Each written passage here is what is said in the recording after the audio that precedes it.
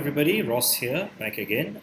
Today I'm going to be covering the first topic under the Abnormal Psychology chapter for A2 level psychology. This is schizophrenia and psychotic disorders. Yeah? A quick note for all of you to pay attention to. Yeah? For A2 level psychology, it's very, very in depth. However, a lot of students, I notice you guys rely on slides and textbooks, but that's not going to be enough. You actually should read the studies themselves. So within your A2 chapter, if you look at your textbook, you'll notice that there are different studies which are mentioned. And you should actually read those studies, at least read through, because sometimes questions come out in the exam that require you to have some knowledge about them, right? You don't have to know every single detail. According to your marking scheme, it's usually just a general understanding of the study, but you should in fact read those studies for yourself to get a better understanding. Next, you should also make effort to read extra resources. So you can find these online, you can look at other YouTube channels that upload as well. And I will be releasing a premium notes that you can purchase for A2 level. I haven't completed it yet, but in the near future, just pay attention to my channel and you'll see it there one of these days. For now, I'm just going to give you a brief overview of schizophrenia. Okay? So firstly, let's talk about the characteristics, right? This is how the syllabus is designed in A2 studies, right? We look at the characteristics of an abnormal psychology disorder. Then we look at the symptoms. Sorry, not symptoms. We look at the characteristics. We look at the causes, and then finally we look at the treatments, right? Those are the three main categories: characteristics, causes, and treatments, right? So we always refer to the DSM-5 or the latest one that's available. Right, the DSM-5 is the Diagnostic Statistical Manual. It helps us classify abnormal psychology disorders, right? So schizophrenia is anything that's sharing one or more of the following, right? So delusions, hallucinations, disorganized thoughts, catatonic behavior, and negative symptoms. Firstly, ask yourself, what is a delusion? And I'll tell you what my students usually get mixed up with. They usually get confused between delusions and hallucinations. So before I reveal the answer, think about it to yourself. What is a delusion? What's a hallucination? Are they the same thing? No, they're definitely different things. And if they are different, how are they different? So think about that for a few seconds. Okay, so the simple definition of a delusion is a false belief, right? Let me give you an example of a false belief. People are trying to kill me, right? That's a belief that I have, right? It's not a fact. It's not something that exists. I believe that someone's out to get me, right? People are trying to kill me. That guy's trying to kill me. She's trying to kill me. He's trying to kill me. Everybody, the puppet's trying to kill me, right? Everything's trying to kill me. So that's a belief. I believe that about the world, right? So when it's a false belief and there's no evidence for it, that's why you call it delusion. It's a belief. What's a hallucination? How is it different? A hallucination is to do with your sensory perception, right? For example, I see Captain America telling me to jump off this building, right? So what's different between a delusion and a hallucination is that in the hallucination, you actually see something. Or that's a visual hallucination. You can also have auditory hallucinations where you hear something. For example, I hear the voices in my head telling me to eat this poison, right? So that would be something that you hear. So it's your senses being misinformed, is that the right word? But your senses are being fooled in a sense. You see things that are not there, or you hear things which are not there, right? So they're not actually there. Nobody else can see Captain America talking to you, but you can see him clearly as day in front of you telling you to jump off the building, right? This is different from a delusion, where delusion you don't see anything, you just believe that someone's out to get you or something else, right? Disorganized thoughts is pretty self-explanatory. Your thoughts are mixed up, or speech is jumbled up. Doesn't make any sense, right? You talk to someone and they don't understand what you're saying. It could be because you have a disorganized thought, right? That happens to people from time to time, right? That doesn't mean you have schizophrenia. Some people, like I've experienced this before. My brain is thinking faster than my mouth can follow, and because of that, my thoughts, my speech gets jumbled up. Nobody understands what I'm saying, right? But this is a far more extreme version of that. Catatonic behavior is that when a person doesn't react to the environment, they're unmoving, or it can also refer to something that's repetitive. For example, someone who raises their right arm in the air and just leaves it there for the whole day, right? So that's catatonic. They're not unmoving, and they don't respond. And you could be dancing in front of them and doing something funny, and they just don't laugh, they don't respond, right? Or it could be a repetitive movement. So like they're constantly shaking their head from left to right, left, right, left, right, left, right, and they just do this all day, right? So they don't stop doing it, they repeat the movement. So that can also be classified as catatonic behavior, right? Lastly, we have negative symptoms. Now, negative symptoms is anything to do with a loss of normal functioning, a loss of speech, or a lack of facial expression, right? So this negative, the word negative there means you're removing something, right? You're removing what people would normally do when they function, or you're removing some of their speech, so there's a loss of speech, or you're removing how much they would usually respond facially, right? So people, let's say for example, they see a comedy show, they usually would laugh, but now they laugh like 90% less, right? There's barely a smile, right? So when they lose that, okay? So the top four, 1, 2, 3, 4, delusions, hallucinations, disorganized thoughts, and catatonic behavior are also classified as positive symptoms. And the last one is negative symptoms, as it says there, right? So schizophrenia is on a spectrum, right? It's on a spectrum, meaning it has some from high intensity to lower intensity, right? So there are common symptoms between them, but they usually vary in terms of duration, how long these symptoms last, and also severity, how intense they are, right? Duration is over how much time, 6 months, 12 months, 1 year, 2 years. Severity is how intense they are, right? Do you just see a little bit, or do you see an entire person in front of you that's not really there? Do you hear just one voice, or do you hear 6 different voices, right? So severity. Right? So there's schizotypal, it's a schizotypal personality disorder. There's delusional disorder. There's a brief psychotic disorder of schizophreniform disorder. There's schizophrenia, which is what we usually refer to in general. Schizoaffective disorder. There's also substance or medication-induced psychotic disorder. There's psychotic disorder due to another medical condition. There's catatonia associated with another mental disorder or condition.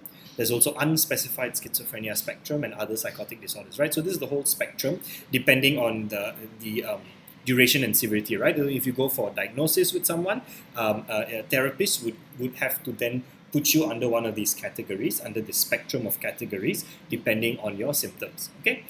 It varies also based on the time. So for example, schizophrenia, you have to have the symptoms for at least 2 of the earlier list of symptoms, I think a minimum of 2 of those symptoms for at least 6 months.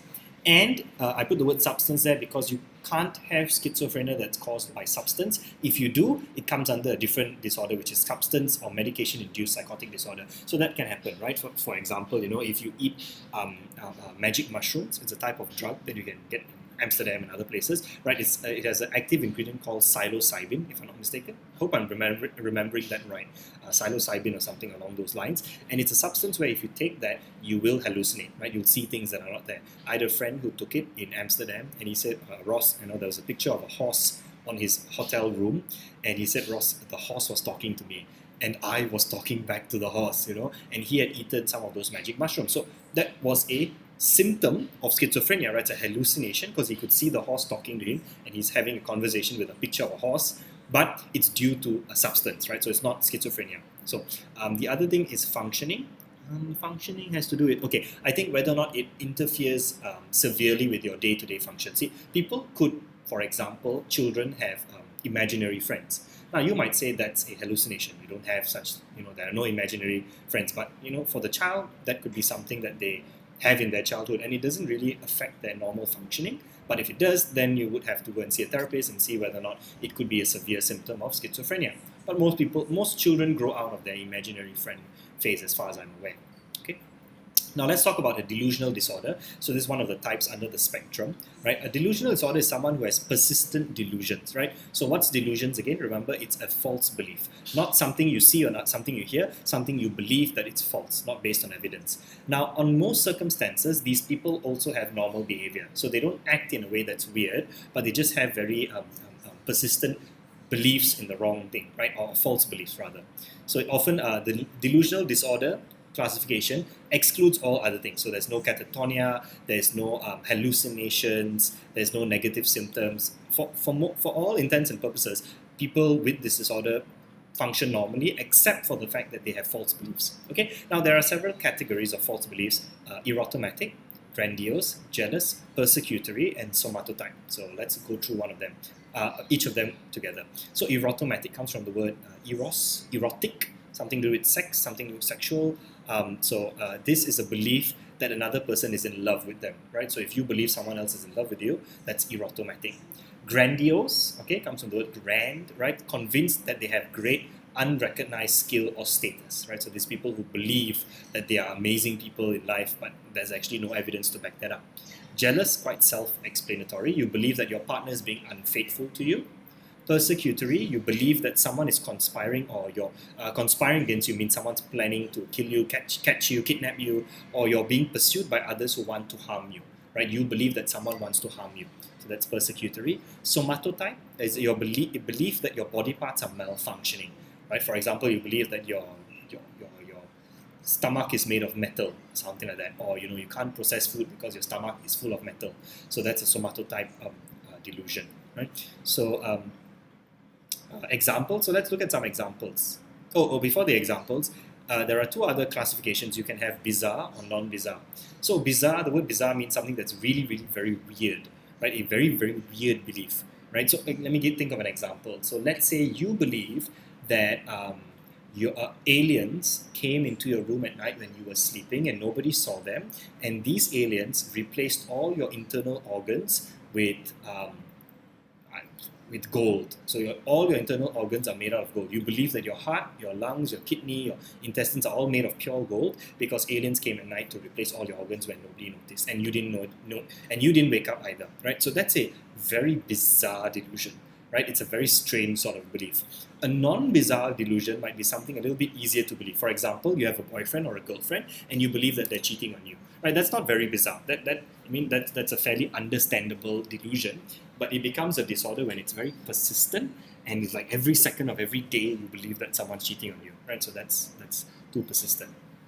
So let's look at this example. So let's say you imagine, or rather you believe falsely, that Captain America is in love with you, right? So Captain America, that's a screenshot of him and Peggy, if I'm not mistaken, Peggy Carter.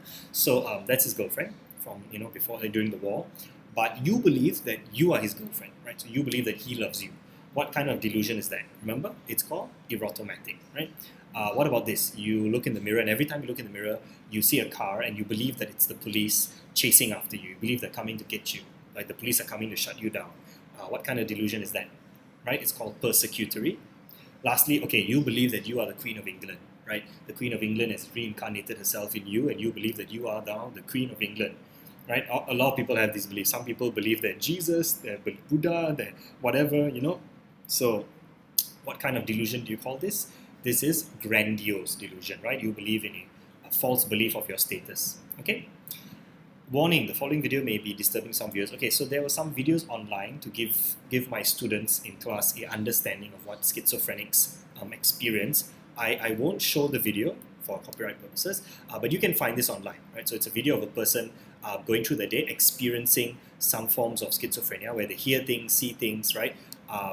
They see things which are not there. For example, you can see that, like, okay, there's a coffee cup there, and there's something in it, that's not supposed to be there. They hear things, and so stuff like that. It is quite a scary video, so please be aware of that. And anybody who's suffering from schizophrenia, after watching this video, you really sympathize with them and how difficult their life can be, right? To have all these symptoms, to hear voices, to see things, it can be quite intense, right? Okay, moving on, let's look at some of the studies that have been done with regards to understanding schizophrenia. So there was a virtual reality study that was done. So this study was by Freeman.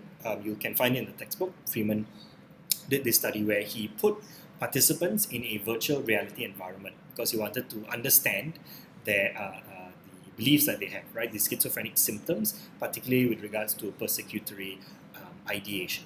Okay, so let's explore this. There's a video about it online. I won't show the video, but you can find this online where they talk. They even interviewed Freeman himself, right? But they showed you the example of what it looked like in a study, right? Participants would enter a virtual reality situation, right? The London Underground in the train station, right? And that's Freeman himself, right? Professor Daniel Freeman, that's himself. So he is the one that pioneered this study to use virtual reality to help understand schizophrenia better and hopefully treat it as well. So in his study in 2008, the challenge for therapists was in diagnosing schizophrenia, right? It's quite challenging sometimes to diagnose schizophrenia. So because a lot of social interaction may just be misrepresented as, or rather, people may have misinterpretations. For example, Asian cultures act in a certain way in society, right? Western cultures act in a different way in society, right? So sometimes, on a general basis, when you look at people and the way that they act, you might think, that's a bit weird. Does that person have schizophrenia? No, it's just because, interact differently, right? So I'll explain better with an example from the study itself. And also when you want to diagnose someone in a clinical setting, right? When you're in a clinical setting, you're in a room you're not familiar with, it's someone's therapy room, you are, in an unfamiliar environment, it's not a natural environment. Are people likely to be truthful, right? When they're not in a normal environment that they usually would be when they experience symptoms, right? So it can be hard sometimes to figure out whether they're telling the truth, right? Or sometimes, as we saw earlier, there's a symptom called a persecutory delusion, right? So the challenge here is that what if a person is genuinely suffering from persecutory delusion, right? What if they genuinely not genuinely suffering from persecutory delusion, what if they're genuinely being persecuted? What if they really are like criminals on the run and the police are chasing them, right? That's legitimate. They can't claim that they're being schizophrenic, right? So the solution that Freeman offered is to use VR, right? Reason being because in a VR environment, one of the great things you can do is standardize the environment. So that's a great strength, right? Unlike in real life where environments are not standardized, you can standardize it. And that's good for research and experiments so you can keep it consistent and reliable, right? So they had a library scene and a train scene. They used neutral avatars. So you saw the picture earlier, the character, which is you put on the VR headset, you walk into the train, and all the other characters are neutral. So they don't really do anything intense. They just sit down and they're just walking around. He tested this with 200 students. The weakness of that being that he didn't actually use schizophrenic patients. So these are non-clinical students, right? That means that they don't suffer from schizophrenia. They just are students, right, that he could take. So there's non-clinical sample, that's what we call them. And he was looking for paranoid thinking and persecutory thinking. So he gave them some surveys, some questionnaires. Please look at the original study to read what the surveys and questionnaires were. And he measured their paranoid thinking and their persecutory thinking, persecutory ideation, right? How much they think that they're being, someone's coming after them, or how paranoid they are. So what were the results? One of the results that he found was that some students claimed that when the avatars laughed at them, so for example, they said, oh, the lady laughed at me, they felt very paranoid that this woman was laughing at them, right? Or some of them said that nobody noticed me, or some of them said that, oh, that person was checking me out, right? So different students had different reactions, right? Those who are obviously more paranoid would think that, oh, that person is laughing, but they're not just laughing to themselves, or they're not just laughing at a joke that they read, they're laughing at me in specific, right? Or some of them said, oh no, none of them noticed me, even though there was laughter, right? All of the avatars, one of them had a laughter reaction, but that person felt like, no, nobody noticed me. So that person has lower paranoid thinking or persecutory thinking, right? Or some of them thought, oh, they're checking me out, right? So persecutory ideation, right? If you keep thinking that someone's out to get you, people are out to get you and all that, when students had higher degrees of persecutory ideation, even a neutral response from the avatar like laughter, or let's say you're walking in the scene and you bump into someone and they say excuse me, you would think that they're out to get you. You think that they're looking at you in a funny way. You think that they're spying on you or they're watching you, right? So that happens when you have persecutory ideation. So a library train stream, these could be standardized, so that's good. Neutral avatars were again standardized, so that's good. 200 students is a very large sample, so that's good, right? It's a benefit, but it's a non-clinical sample, so that's not very valid. Paranoid thinking and persecutory ideation were measured using valid scales. You can read up in the original study what they were. So those are some of the strengths of the study, right? Let's look at some of the explanations for schizophrenia: genetic, biochemical, cognitive. Most of your abnormal psychology will be divided into these three areas: genetic, biochemical, cognitive, and sometimes social and so on. Right? So let's look at genetics first and foremost. This is done by Gottsman and Shields. So most genetic studies lean towards twin studies because we want to see if one twin has it, will the other twin get it? Right? Or if the parents have it, will the child get it? Right? So genes, as we know, are passed on from parents to children. Right? So if parents have schizophrenia, what's the percentage likelihood that the children will also have it? If one twin has it and the other twin shares 100% the same genetic material, then they should also get it as well. If they don't get it, then we know that there are other factors involved. If 100% of twins get it, then we know that it's 100% determined by genes, right? Some of the general symptoms of schizophrenia in the study, we looked at psychosis, right? Psychosis, the definition would be a break from reality, right? When you disconnect from reality, that's known as psychosis, right? Which is what we saw in terms of like hallucinations and stuff like that. You have a break from reality, right?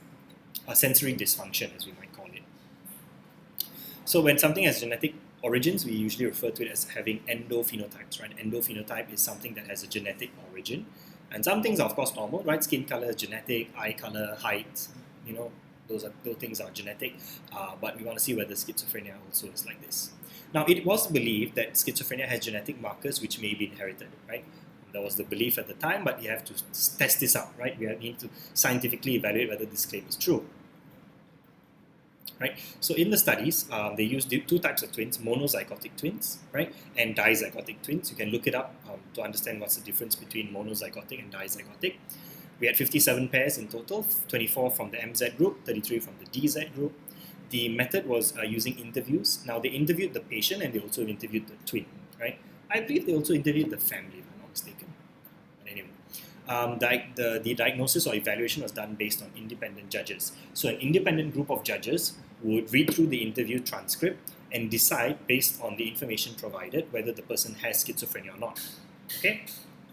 The results were conclusive. They showed that monozygotic twins had more schizophrenia, right, occurring rather than dizygotic twins, right? That means the twin itself had schizophrenia symptoms as well. What does that mean? That means that monozygotic twins are twins that share more similar genetic material because they're from the same zygote, whereas dizygotic twins have some level of difference, right? Half, I think, is shared. So because of that, it clearly states, right, that twins that share most genetic material being similar are more likely to have schizophrenic symptoms from one to the other, right? Both of them as twins, whereas those twins which share less genetic material have less likelihood of being schizophrenic together, right? So that shows that schizophrenia does have a genetic component. Right? The severity. What was it about severity? I can't remember what I wrote there for severity. But environment basically means that, none of the genetic studies are 100% conclusive, which also indicates that there is some environmental component with regards to determining a person's schizophrenic symptoms. Okay, let's look at the biochemical explanation. So this, we look at the dopamine hypothesis by Lindstrom et al. In 1999. So schizophrenia, patients are often seen to have more dopamine in their brain or more dopamine receptors, right? If you have more dopamine or more dopamine receptors, your dopamine pathways are more active, right? And what they notice is that this tends to be a characteristic that's similar across most schizophrenic patients. What happens is that their neurons are firing too much, right? There's too much activity in their brain, in some areas, not all, right? They often notice when there's more dopamine in the Broca's region, which is an area in the brain, people are found to have impaired logical speech, right? So their speech doesn't make sense, similar to the disorganized thoughts that we saw in terms of characteristics of schizophrenia. Now, evidence from this comes from drug trials. So they noticed that participants, or not participants, but people who take cocaine and amphetamines, right, these drugs activate dopamine, right? They stimulate more dopamine in the brain. And in some cases, that's necessary if people lack dopamine. But in other cases, when there's too much dopamine, they notice these patients were exhibiting symptoms similar to that of people with schizophrenia. So for example, if you take cocaine and you start hallucinating, hey, guess what? Hallucinations are a symptom of schizophrenia. Why is that the case? Well, because the cocaine is stimulating the dopamine in your brain. When there's more dopamine, it results in hallucinations, and hallucinations are part of schizophrenia. So can you see how it's all connected? Which led scientists to believe that there is a link between too much dopamine activity in some areas of the brain, not all, but some areas of the brain, and symptoms of schizophrenia. Right? So post-mortem is when a person has died and you cut up their body and you try and analyze and understand what went wrong. Right? So they found that patients with schizophrenia had more dopamine receptors in certain areas of their brain. And in other areas of the brain, they actually lacked the enzyme to break down dopamine. So in both cases, if you have more dopamine receptors, means you're more sensitive to dopamine. At the same time, if you lack the enzyme in the brain to break down dopamine, that means you will still have more dopamine activity in your brain, right? So again, it's all pointing to more dopamine activity, more schizophrenic symptoms, right? PET scans, positron emission tomography, those are types of brain scans that can be done. They found that there were more dopamine receptors in the striatum, limbic, and the cortex area of the brain, right? So anything to do with these three areas, the more dopamine receptors, most likely in people with schizophrenia. However, they did say that there were less dopamine receptors in the prefrontal cortex, right? So when people have less dopamine, then there's less activity, and so they term this flattened affect. Flattened means obviously flat, right? Affect is referring to your emotions, right? So what happens is that people who have reduced dopamine in the prefrontal cortex, the front area of your brain, they tend to have a less not less emotions, but they don't respond as much emotionally, right? Which is what we saw as one of the negative symptoms of schizophrenia in the first slide we looked at, right? One of the negative symptoms is a loss of facial expression, for example, right? So this could be linked to that perhaps. Okay, so this is a PET scan, right? A positron emission tomography scan. There are two brains there, one on the right, number one and number two. So between both of them, which one is the one you think the person has schizophrenia, right? Notice the front of the brain. The front of the brain is the one on the right, which is red and yellow. And on the second one, the front of the brain is mostly green. You can't see much activity there. So the first one is a normal brain, where the person's brain is very active in the prefrontal cortex. The second one is the schizophrenic patient, where the front of their brain is not so active, right? This is the lack of dopamine, so this would be known as flattened affect. And it seems the back of their brain, in fact, is more active, right? So that could be another symptom. Okay. So that's a biochemical. Let's look at cognitive. So cognitive, we look at Fritt. So Fritt accepts the biological and genetic influence of the brain, structures and biochemical influences of dopamine, right? So some researchers, you must remember that some researchers focus only on the biological components and they believe that the biology explains everything, right? Other researchers come from different areas and points of view. Some believe it's purely cognitive, some believe it's social. Fritt accepts that there is a biological component, right? So he agrees that biochemical influences do result in schizophrenic symptoms. However, because there's no single genetic factor or biological factor that's been identified, he also adds that there has to be more than biology to explain this. So he wants to explain signs and symptoms of schizophrenia using the cognitive approach, right? Cognitively, what happens in the brain's processes our thinking that's affecting us and that causes schizophrenia. So he believed that schizophrenia is a result of faulty mental processes, right? So your mental thinking, when it goes faulty, when there's a problem, can result in schizophrenia. He tested this with a simple experiment. He asked patients to read out items out loud, right? So read out a list of apple, ball, cat, dog, whatever. Read it out loud. And then he asked them to identify who did the reading. Was it themselves? Was it the experimenter? Or was it a computer that was doing the reading? And interestingly, schizophrenic patients did not realize that they were doing the reading when they were asked this question. They sometimes believe that someone else was reading those words, right? So that's a false mental process, right? Mentally, you should be aware of what you are reading as you are processing the words on the paper and reading it out. Your brain should know, right? But in a schizophrenic patient, there's a faulty mental process where they believe or they attribute that to someone else, right? They don't realize that they're the ones doing it, right? So this can explain people who hear voices in their head. Actually, it's their own voice. They're just, another way of phrasing this is an abnormality of self-monitoring. All of us have internal voices, right? We can talk to ourselves and, for example, what am I going to do today? Maybe I should eat watermelon later after dinner. So those are the internal words that we say to ourselves, right? And we're aware of them. We can monitor ourselves mentally. But people with schizophrenia, they have an abnormality of self-monitoring. They don't realize that they're the ones saying that to themselves. They think there's another voice in my head. Maybe I should eat watermelon today. Hey, who said that? Right? So they don't realize it's themselves. So what's next? Let's see.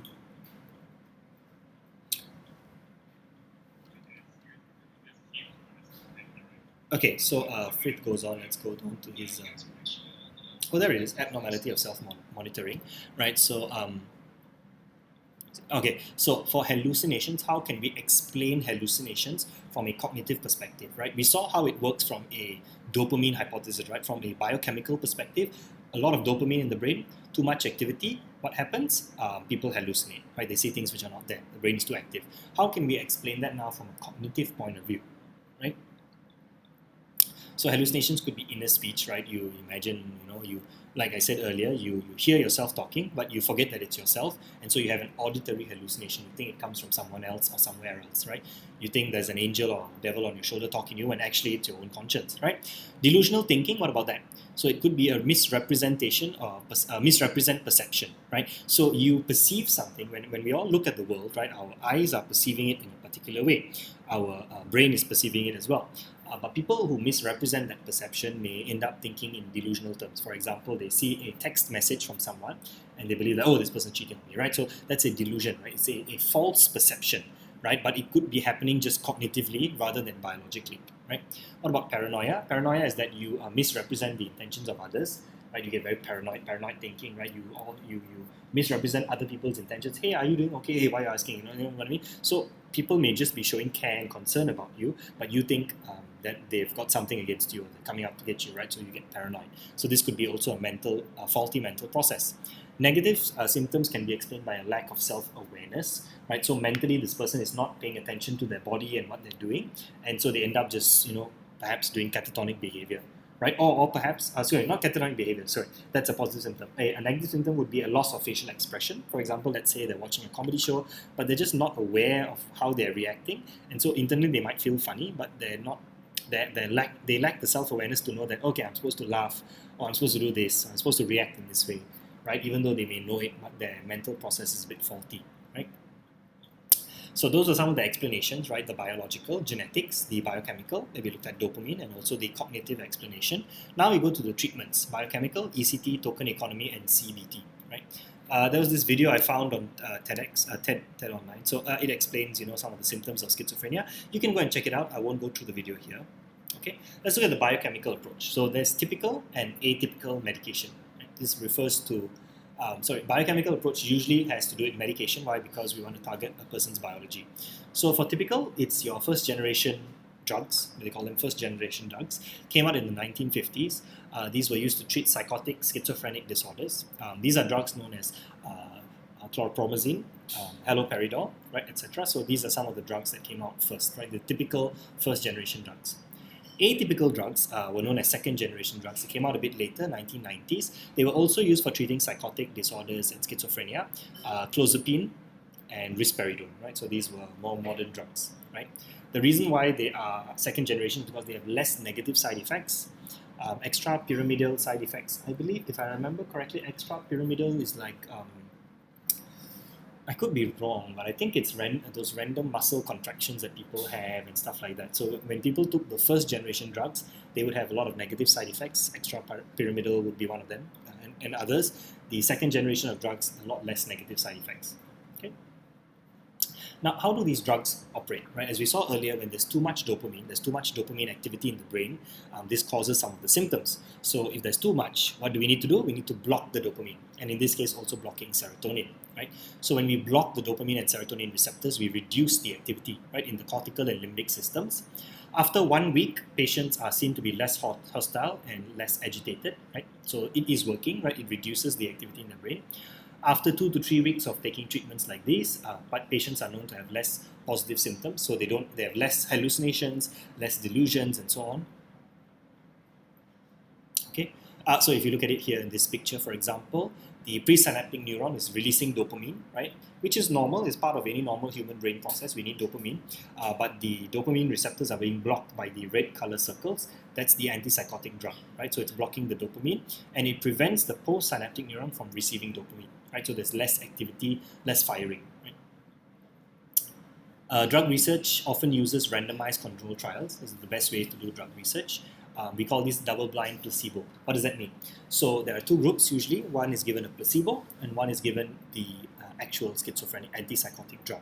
Right? In fact, I was almost part of a drug trial for COVID-19 vaccines, where I would have been, if I had participated, I would have been placed in either the placebo.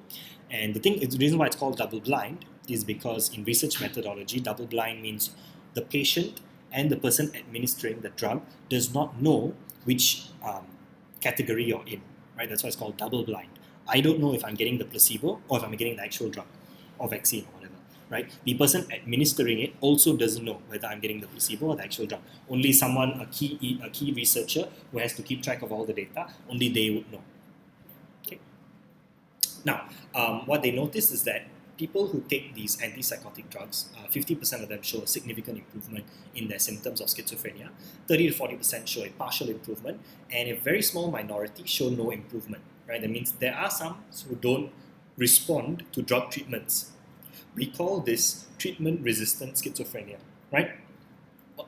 On the whole, most participants do respond positively to drug treatment, but there are a few who don't, and those are treatment resistant, right? So if it's treatment resistant, then we need to find other treatments for them, right? Oftentimes people have relapses. Relapses means it stops for a while, then it comes back. because of the non-adherence to medication. Non-adherence means they don't. So when a doctor tells you, I want you to take one pill every day for the next 60 days, and some people forget, or they take it after 30 days and then they stop, right? So why do you think they do that? Why do some people stop? Well, some people might just be lazy or they forget. But one of the reasons given is because this medication takes time to take effect, right? If you saw the earlier slide, it takes about 1 week to have some effect, and then 2 to 3 weeks to have more effect, right? So some people are impatient, and they're experiencing these symptoms every day, and so they take it after 5 days, and they're like, this pill is having absolutely zero effect on my symptoms. But if they were taking it for 30 days, 60 days, then they would finally experience the improvement, right? Some of them can take months before they fully kick in. So that's the reason why some people have relapses, is because they'll take the medication for a while, but when they notice it's not really helping them, they stop. And that's not a good thing, right? If the doctor says take this for 30 days, take it for 30 days, right? Another therapy, which I don't agree with, is called electroconvulsive therapy, ECT therapy, right? So is this a biological or cognitive treatment? Yes, it falls under this area, right? Because what it does is that it electrocutes the brain, right? So in 1930s, there was a research. It was actually a mistake, right? But people believed at the time that schizophrenia was rare among epilepsy patients, right? So people who suffer from epilepsy is like, how do I define epilepsy? Okay, let me think of a simple way to define epilepsy. When I know you get epilepsy sometimes when you see like strobing lights on and off, on and off, on and off. It's a type of seizure, right? Epilepsy is a type of seizure, like your body goes all stiff and all that, but it's a disorder in the brain. So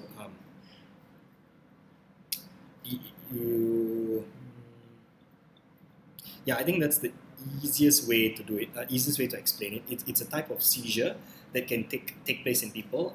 It's a seizure of the brain, so there's like a sudden burst of electrical activity in the brain, which shouldn't be there, right? And this can cause people to react in weird ways, right? Throw their arms all over the place, right?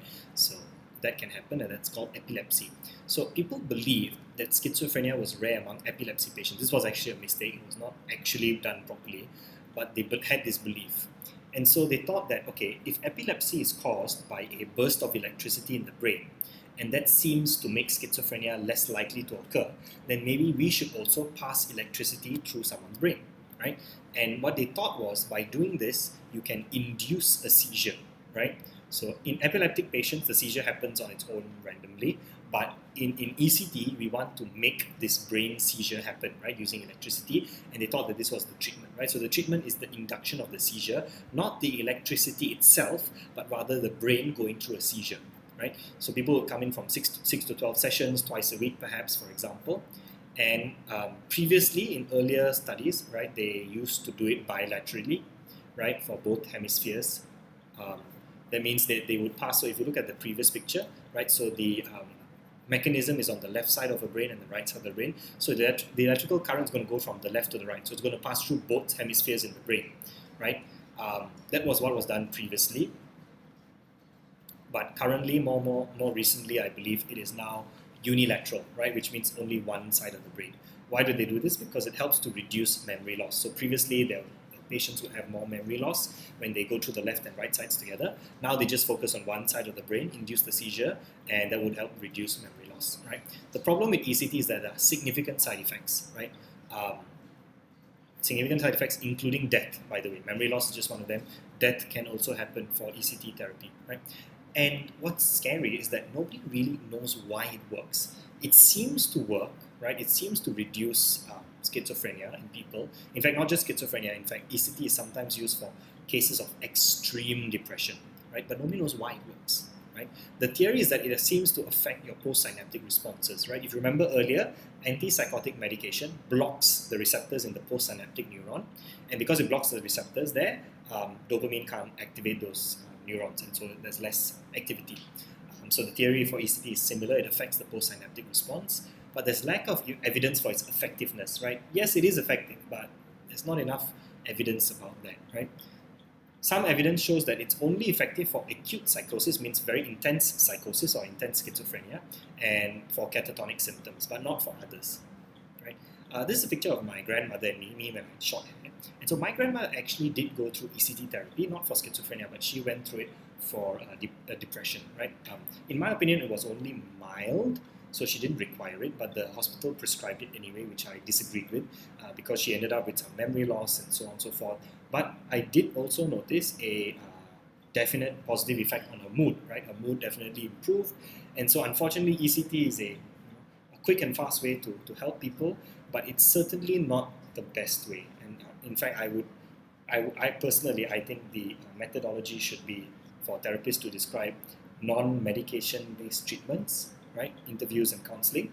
And then after that, if they are resistant to that, then treatment, and then a combination of both, and then only in absolutely severe cases, then turn to ECT. Right? So that's the medical side of treatments. Let's look at behavioral treatments, right? So the behavioral approach believes that symptoms of a disorder are learned responses, right? Behaviorists are all about learning, right? Remember, behavioral psychology is all about people learning responses, right? So people can learn good responses, that they can also learn bad responses, right? So we want to help them unlearn them, right? Behavioral approach ignores all your internal experiences, so it doesn't care about things like auditory hallucinations. Like, it doesn't care if you hear voices in your head. All the behavioral approach cares about is how you behave, right? And if I can fix your behavior, then you can still function in society, right? It focuses on behavior, right? If you're acting like you hear voices, then that's something I'll focus on, your behavior. But it doesn't matter to me whether you still hear voices or not, right? So they help patients unlearn their individual symptoms. This was done by Paul and Lenz in 1977 using something called token economy. What is token economy? Token economy is about encouraging people to have more desirable behaviors, right? I want to encourage people to behave in a good way. So they believe that desirable behaviors can be reinforced, right? Reinforcement means when someone does something that's good. For example, if you have a son or daughter and they do their homework on time, you give them a ice cream, right, to reward them. So you want to reinforce desirable behaviors, right? So token economy is about that. And they believe it's possible. So what they used a form of conditioning called operant conditioning, right? Operant conditioning is all about punishment and reward. In this case, no punishment, just rewarding. They had a sample of 84 participants. These included schizophrenic participants as well as chronic sufferers as well. So some were not so severe, some were severe. Chronic means over a long period of time. Acute means over a short period of time, if I'm not mistaken. I think so. Yeah. Longitudinal, so it was a study conducted over 4.5 years. Design of the study was between subjects, so each group went through something different.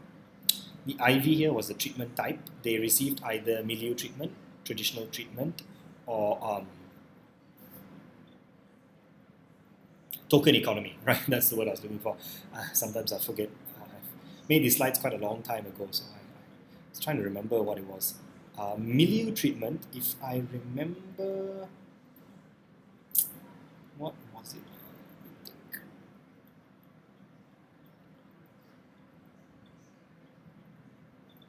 If I'm not mistaken, it's a type of therapy where you focus on community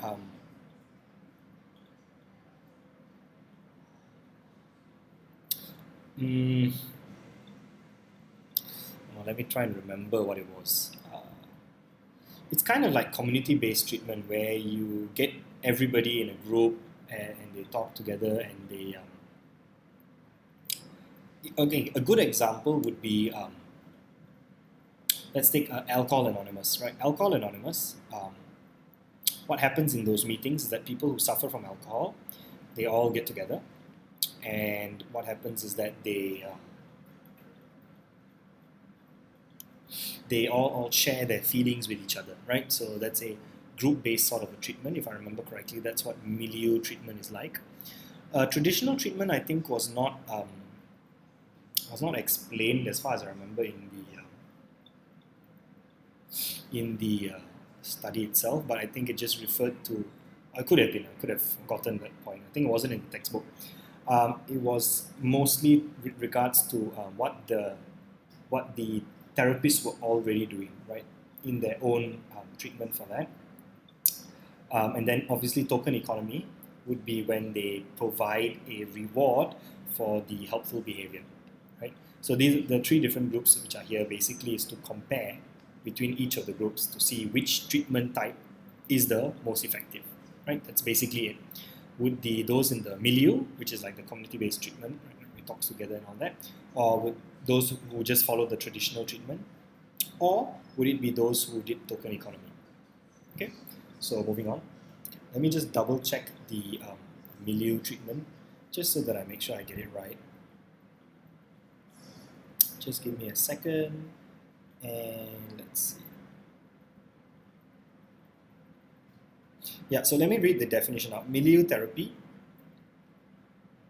Milieu therapy is a type of treatment which involves the use of therapeutic community. Patients live collectively in a clinic or treatment center to encourage them to look after each other and promote social engagement. Yeah, so it's basically right. It's when it's done as a community, right? Everybody helps each other out. Okay, so let's move on. What were the tokens? So tokens were basically rewards of good behavior given out by trained staff, right? So only the staff could give it out if they noticed the schizophrenic patients, instead of doing weird behaviors, they improved on their behaviors, they're given tokens. And they found that it was most effective for patients who exhibited catatonic or social withdrawal symptoms, right? So if a person, for example, kept raising their hand for no reason and kept it up in the air for 1 hour a day, then when this token economy was introduced and they said, okay, if you put down your hand now, I'm going to give you a token. And they found out that people with catatonic symptoms would actually reduce their catatonic symptoms in exchange for the token, right? Or people who are socially withdrawn, right? They just don't want to mix with anybody else. Give them a bunch of tokens, they will be more willing to socialize with others, right? It was not so effective for hallucinations and delusions, right? So people who imagine things that are not there, or people who had false beliefs, even if you give them tokens, they still imagine those things are not there, or they still have false beliefs, right?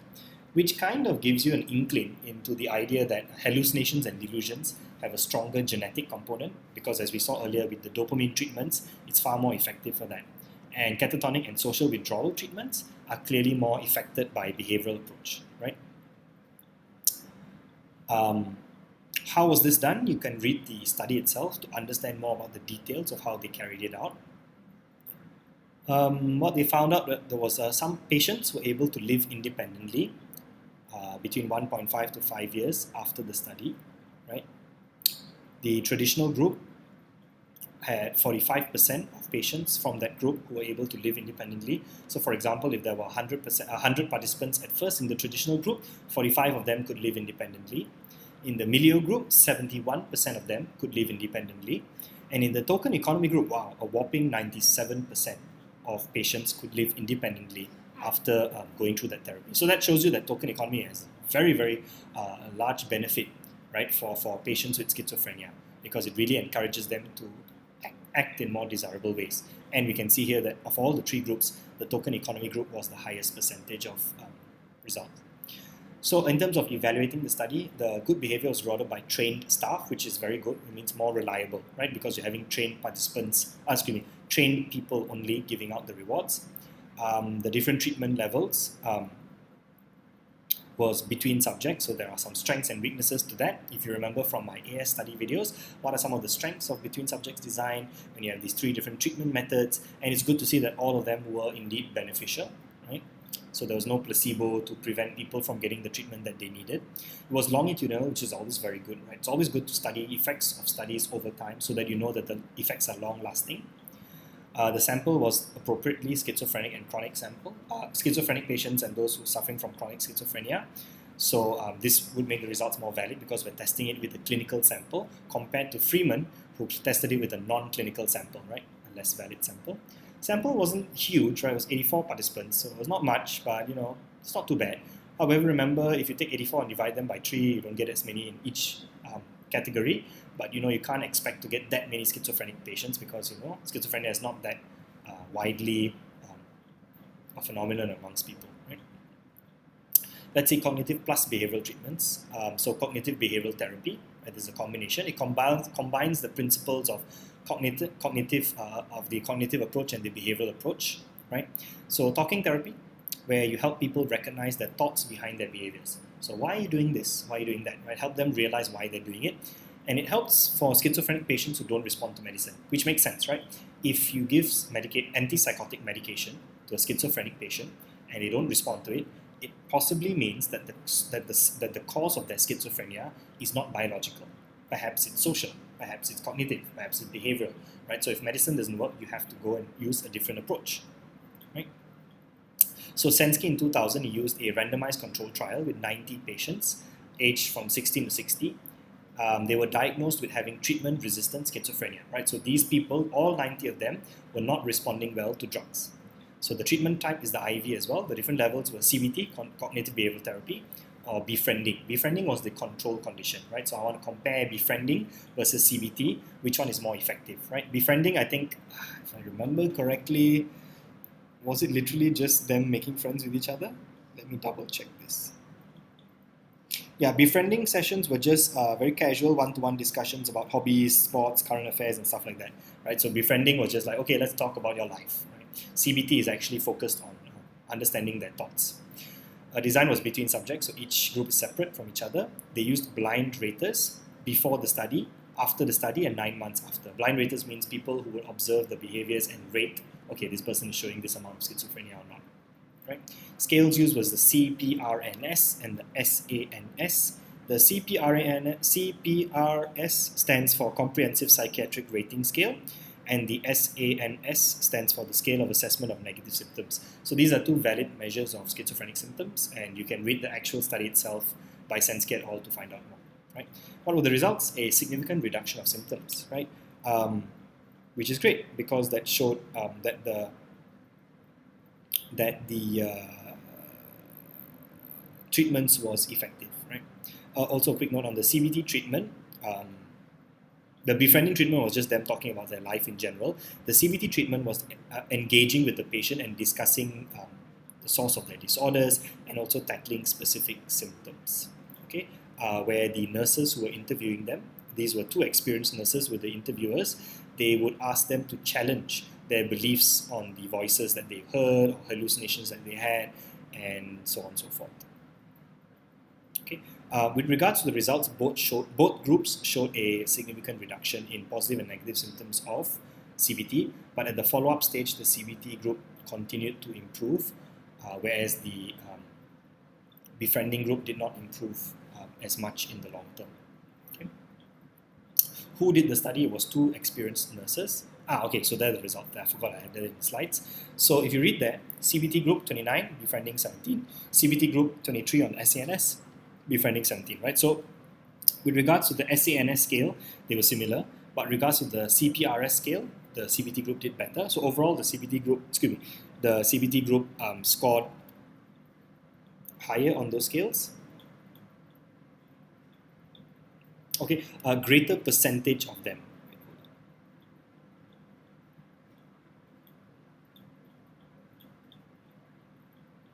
Okay, so sorry, let me rephrase what I said. I didn't put it in the slides there, but the CBT group has 46 participants, right? So out of 46, 29 of them had an improvement, okay, after 9 months. 29 participants had a 50% greater reduction of symptoms after 9 months follow-up. Okay, that's what it is. So let me rephrase what it is one more time. Right? Sometimes these tables are a bit confusing. This was taken from your textbook. So in the CBT group, there are 46 participants, right? Of those 46 participants, I want to know how many of them had a 50% or greater reduction of symptoms. And what I found is 29 of them did, right? So I'm not saying 50% of them had a greater reduction. I'm saying that 29 of them had a 50% or greater reduction of symptoms, right? Similarly, with the befriending group, there was also some who had a reduction of symptoms, but it was only 17, right? So according to both the scales, we can see that overall, the CBT group had more participants who had a 50% or greater reduction of symptoms at the 9-month follow-up, right? Overall, the CBT group did slightly better. So evaluating the study, randomized control trial is always very good. Why? Because it is the most scientific and valid way of studying the effects of an IV on a DV, right? Sample size is quite large. Age range is quite varied, so that's always very good. Blind rating is always very good because they are not biased, right? And they also had a longitudinal 9-month follow-up, also very good. The nurses who conducted it were experienced, that's also a benefit, more valid. 9-month follow-up was good. Okay, yeah, so that's basically it on the study by Sensky. There was another video, I think. Okay, I'll skip this video. You can find a lot of videos online for schizophrenia and so on. I'm going to share a personal case study of someone I knew who had a spectrum, schizophrenia on the spectrum. Not exactly schizophrenia, but a version of it. I'll show you what. I'll tell you one of the things that he used to tell me, right, years ago.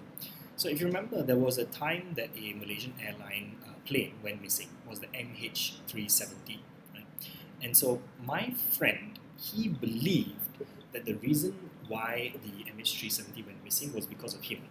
And the reason why he believed this was because his house number was 37, right? And so he believed 370 and 37 were somehow linked. Although he could not see the simple logic that 370 has a 0 in it and his house number has no 0 in it. He was absolutely convinced that somehow someone had kidnapped all the passengers in regards to targeting him, right? They were trying to target him for some reason. The other thing that was came out in the news was that the MH370 was rumoured to have been missing in the Australian Ocean, right? Believed to have been missing in the Australian Ocean. And again, my friend, the same guy, he believed that this was another link to him because he had gone to holiday in Australia with his family many years ago.